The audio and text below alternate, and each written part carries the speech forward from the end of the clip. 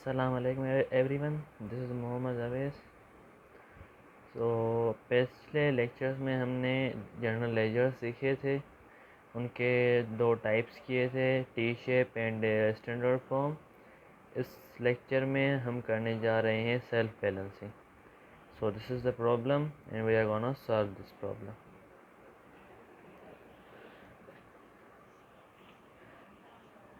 in the away on 2nd February, Khurram started business with cash investment of rupees 100,000। तो self balancing में होता क्या है? Self balancing में एक हम इस तरह से हम चार्ट बनाते हैं, उसमें हम बैलेंस भी लिखते जाते हैं।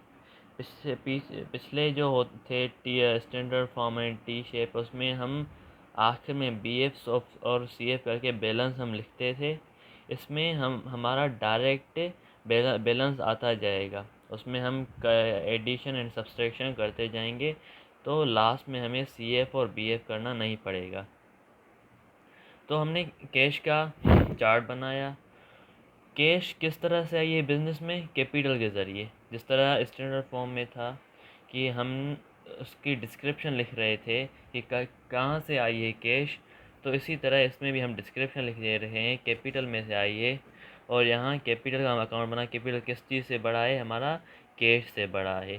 तो कैपिटल है कैश का अकाउंट, सही है। तो कैश हमारा क्या है? एसेट है। एसेट्स हमारे इंक्रीज हो रहे हैं, तो क्या हो रहा है डेबिट 100,000। और यहाँ कैपिटल कैपिटल इंक्रीज हो रहा है क्रेडिट में 100,000। इसका हमने बैलेंस लिख दिया 100,000 बैलेंस, और यहाँ भी हम लिख दिया 100,000 बैलेंस। ये डेबिट का है, ये क्रेडिट का है, सही है।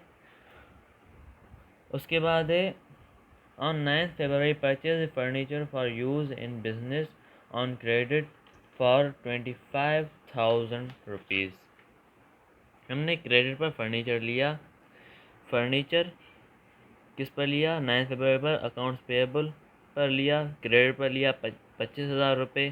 फर्नीचर हमारा एसेट है, ये इसकी डिस्क्रिप्शन है, ये अकाउंट नहीं है। अकाउंट हमारा ये है। तो हम इंक्रीज़ और डिक्रीज़ नेचर ऑफ अकाउंट्स किस चीज़ से देखेंगे? ये इस चीज़ से देखेंगे। फर्नीचर हमारा एसेट है, एसेट इंक्रीज़ हो रहा है तो डेबिट हो रहा है, balance debit.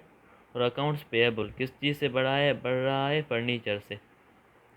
Furniture accounts payable increase हो रहा है तो हमारा क्रेडिट में 25,000 रुपये, बैलेंस 25,000 रुपीज़। उसके बाद है return defective furniture worth ₹1,000 to the supplier. हमारा फर्नीचर हमने रिटर्न किया है 1,000 का। तो फर्नीचर किस चीज़ पर रिटर्न हो रहा है? अकाउंट्स पेएबल पर, क्योंकि हमने अकाउंट्स पे क्रेडिट पर लिया था और हम क्रेडिट पे हमारी कम हो जाएगी। 10 फरवरी पर हमने अकाउंट्स पेएबल से हमारा 1,000 रुपये कम हो गया, और ये हमारा नेट फर्नीचर बचा है 24,000 रुपीज़ का। फिर फर्नीचर अकाउंट्स पेएबल से रेट कम हो रहा है 1,000, तो हमारा नेट अकाउंट्स पे रिसीव पेएबल बचा 24,000 रुपीज़। उसके बाद है पेड सैलरीज एक्सपेंस ₹5,000। तो हमने सैलरीज का अकाउंट बना, किससे दिए? हमने कैश से दिए 5,000 रुपीज़। डेबिट में एक्सपेंस है हमारा सैलरीज, तो 5,000 डेबिट, बैलेंस में 5,000। और यहाँ से कैश में से सैलरीज हमारी चली गई 5,000 रुपये। तो हमारी कितने वर्थ रुपये बची? ये डेबिट का है, ये क्रेडिट का है, तो डेबिट में से क्रेडिट चला माइनस हो जाएगा, तो हमारा 95,000 हमारा कैश रिमेनिंग हो। उसके बाद है रिसीव्ड कमीशन इनकम ₹12,000। हमने कमीशन ली है, हमने रिसीव की है कमीशन इनकम, कैश से आई है 12,000।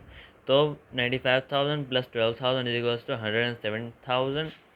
एंड कमीशन इनकम किस चीज़ से बढ़ी है? कैश में से। कमीशन इनकम हमारी रेवेन्यू है, रेवेन्यू इंक्रीज हो रहा है तो 12 क्रेडिट होगा 12,000, बैलेंस हमारा 12,000। उसके बाद है received utility bills of ₹3,000 to be paid by March 10th। Utility expense payable 3000, ये हमारा वो है लाइबिलिटी, क्योंकि हमें अभी नहीं पे करना, बाद में पे करना है। ये हमारे पास पेएबल है। बिल्स पेएबल 3000, हमारा बिल बैलेंस हो गया 3000। ये एक्सपेंस और utility bills payable, utility expense की मद में 3000 रुपये। ये हमारा ये हमारा एक्सपेंस था, ये हमारा वो है लाइबिलिटी है।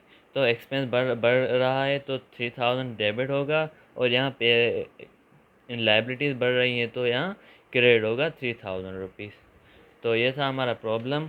उसके बाद ट्रायल बैलेंस बनेगा। जो अकाउंट जहाँ से बैलेंस में बचा 107,000 डेबिट का है, क्योंकि कैश का है।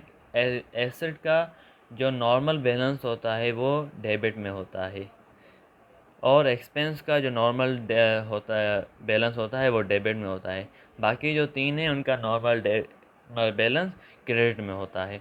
तो कैश हमारा एसेट है 107,000 डेबिट में, कैश 107,000, कैपिटल 100,000 क्रेडिट में, फर्नीचर 24,000 डेबिट में, फिर है अकाउंट्स पेएबल 24,000 क्रेडिट में, फिर है सैलरीज एक्सपेंस 5,000 डेबिट में, फिर है 12,000 कमीशन इनकम 12,000 रुपये क्रेडिट में। उसके बाद यूटिलिटी एक्सपेंस 3,000 डेबिट में, उसके बाद यूटिलिटी एक्सपेंस 3,000 क्रेडिट में। इन दोनों को हमने प्लस किया, हमारा बैलेंस सेम आ गया, तो मतलब हमारा आंसर सही है। तो ये था सेल्फ बैलेंसिंग का प्रॉब्लम। इंशाल्लाह नेक्स्ट लेक्चर में एक और प्रॉब्लम के साथ हाज़िर होंगे। तब तक के लिए अल्लाह हाफ़िज़।